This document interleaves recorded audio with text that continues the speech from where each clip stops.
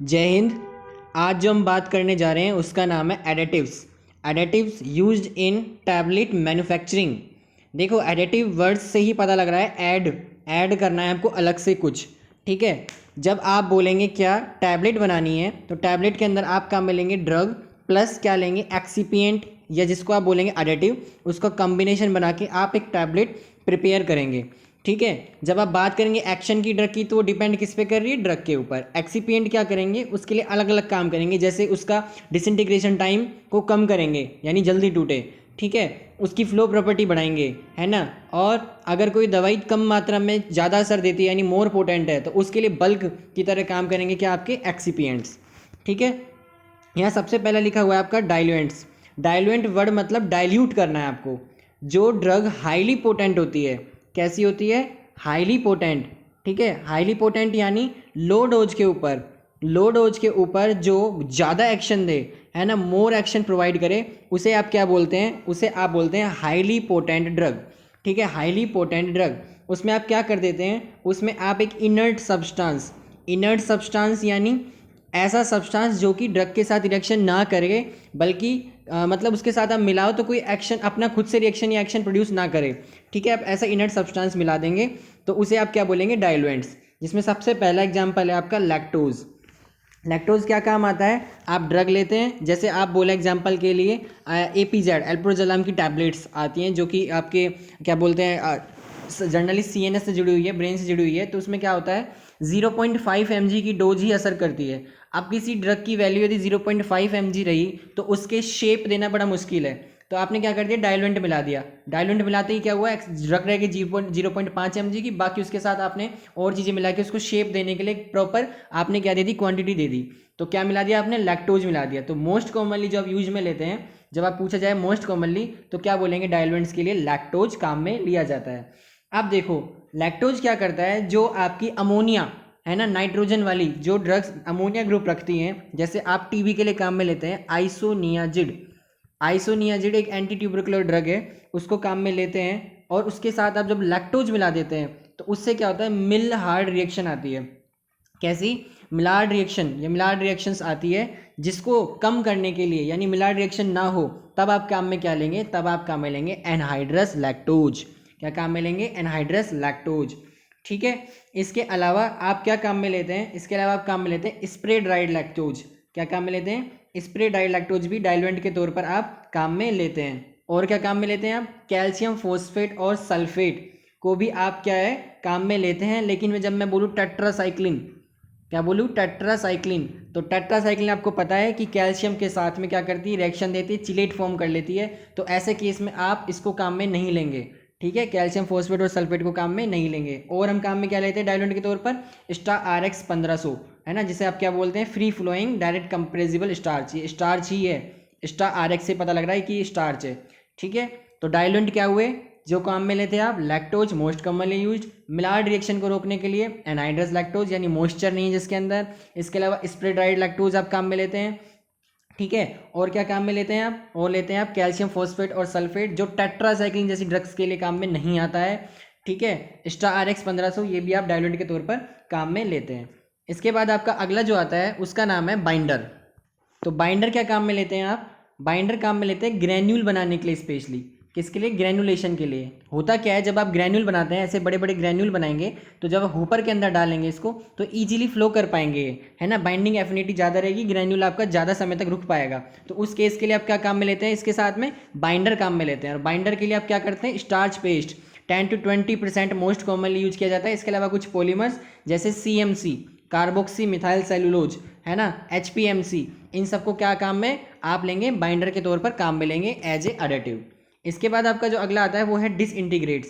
डिसइंटीग्रेट्स क्या काम आते हैं, हमने पहले जब टेस्ट की बात की थी तो बताया था कि डिसइंटीग्रेशन टाइम आपका जितना कम होगा उतनी जो ड्रग है आपकी डिसोल्यूशन के लिए तैयार होगी। तो डिसइंटीग्रेट के तौर पे क्या काम में लेते हैं आप, तब आप काम में लेते हैं स्टार्च पाउडर 5 से 10% वाला। ठीक है, और एक्डेसोल क्या होती है आपकी, internally close linked sodium CMC, internally cross linked form, या बोले आप internally cross linked sodium CMC को क्या बोलते हैं आप, एक्डाइसोल, इसको आप काम में लेते हैं। और सुपर डिसइंटीग्रेट मतलब जो डिसइंटीग्रेशन का टाइम 1 मिनट से भी कम कर दें, उनको आप क्या काम में लेते हैं, डिसइंटीग्रेट्स के तौर पर काम में लेते हैं। जैसे एग्जांपल के लिए स्टार्च ग्लाइकोलेट काम में ले जाता है, और क्रॉस पोविडोन काम में लेते हैं, और क्रॉस कार्मिलोज को काम में लेते हैं, और स्टार्च ग्लाइकोलेट को भी आप काम में लेते हैं। ठीक है, starch glycolate starch glycolate, cross carmellose और क्रॉस पोविडोन और स्टार्च ग्लाइकोलेट, ये सब आप किस में काम में लेते हैं, ये आप काम में लेते हैं किसके तौर पर, सुपर डिसइंटीग्रेट के तौर पर। सुपर डिसइंटीग्रेट मतलब जो डिसइंटीग्रेशन का टाइम 1 मिनट से भी कम कर दें, उसे क्या बोलेंगे आप, सुपर डिसइंटीग्रेट। ठीक है, अब बात पूछी जाती है कि डिसइंटीग्रेशन के लिए जो आप सब्सटेंस मिला रहे हैं वो किस हिसाब से मिलाए जाते हैं। तो इसका एक तरीका एक सिंपल होता है, जिसमें आप क्या करते हैं, सबसे पहले जब ग्रेन्यूल बनाते हैं तो ग्रेन्यूल बनाने से जस्ट पहले मटेरियल के साथ 50% आप क्या मिला देंगे, डिसइंटीग्रेट मिला देंगे। जब आपके ग्रेन्यूल बन जाएंगे उसके बाद फिर 50% का हिस्सा आप मिलाएंगे किसके अंदर, ग्रेन्यूल्स के अंदर।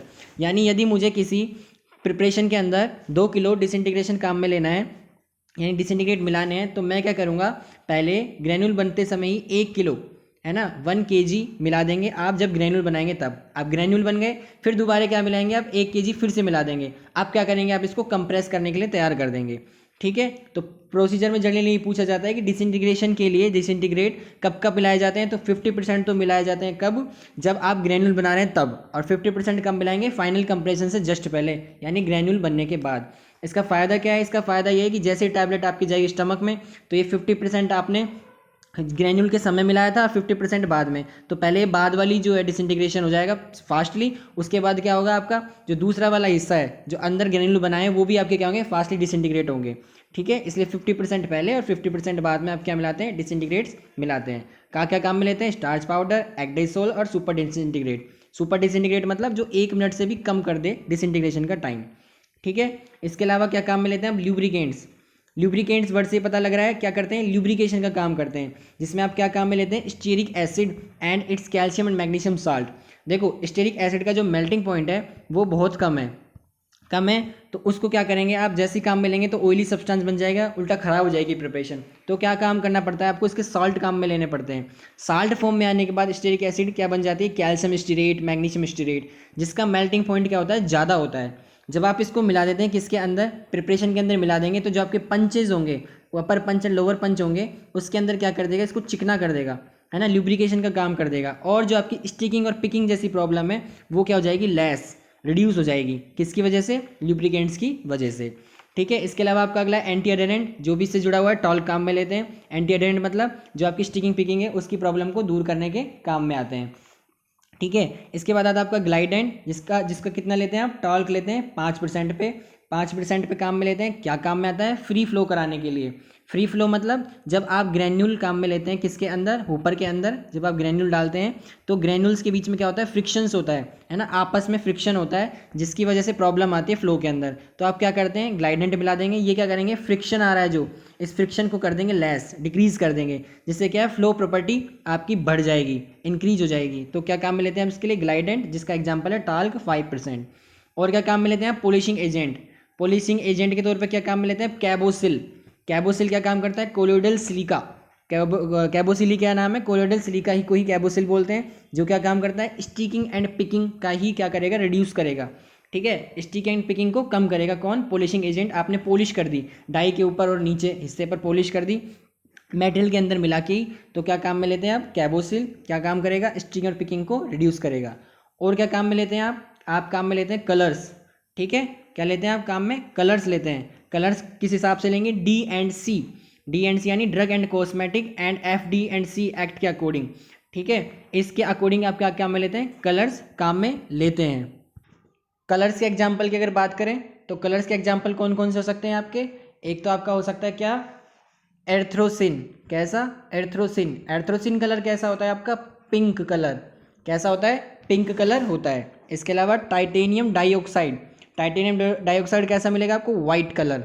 ठीक है, और टेट्राजीन, एक कलर आप बोलते हैं टेट्राजीन, जो कैसा होता है, येलो कलर होता है। तो ये क्या आते हैं, कलर्स आप काम में लेते हैं। इसके अलावा आप किसी कोई बोले इंडिगो माइन, तो इंडिगो माइन से पता लग रहा है कैसा होगा, इंडिगो कलर होगा, है ना। जो सीधे सीधे नाम वाले आएंगे वो सीधे सीधे कलर होते हैं। स्पेशली कौन कौन से होते हैं आपके, जैसे एर्थ्रोसिन मतलब पिंक कलर, ठीक है। इसके अलावा टाइटेनियम डाइऑक्साइड वाइट कलर, और टेट्राजीन मतलब येलो कलर्स, जो आप काम में लेंगे एज पर किसके according, DNC act, drug and cosmetic act के अकॉर्डिंग। इसके अलावा आपके क्या काम में ले जाते हैं एडिटिव के तौर पर, आप काम में लेते हैं स्वीटनर्स। ठीक है, और स्वीटनर कौन कौन से तरीके से, दो तरीके से, कौन कौन से, नेचुरल एंड सिंथेटिक, कौन कौन से, नेचुरल एंड सिंथेटिक आप काम में लेते हैं एज ए कलर। जो आपका मैनिटोल है, मैनिटोल, सॉर्बिटोल, स्टीवियन, सुक्रोज, ये आप काम में लेंगे नेचुरल स्वीटनर के तौर पर। मैनिटोल आपका 72 यानी 72 टाइम मोर स्वीट होता है देन सुक्रोज। ठीक है, जो आपकी नॉर्मल सुक्रोज है उसकी तुलना में आपका जो मैनिटोल है वो 72 टाइम मोर स्वीट होता है।